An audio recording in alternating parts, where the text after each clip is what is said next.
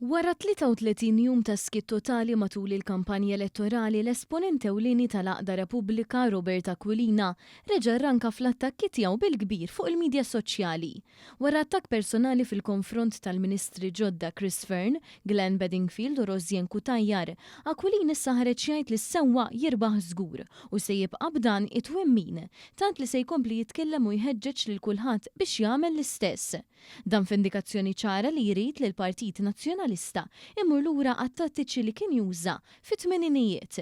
Fil-fatt biex jiżvoga l-frustrazzjoni tiegħu għal xahar sieħ sieket, infex f'attakk fuq il-kabinett kollu li għadu kif inħatar mill-Prim Ministru Robert Abela u qal li għandu jkun hemm reżistenza kontra dawk maħturin. Fil-mira tiegħu spiċċa saħansitra l-Speaker tal-Kamra tad-Deputati.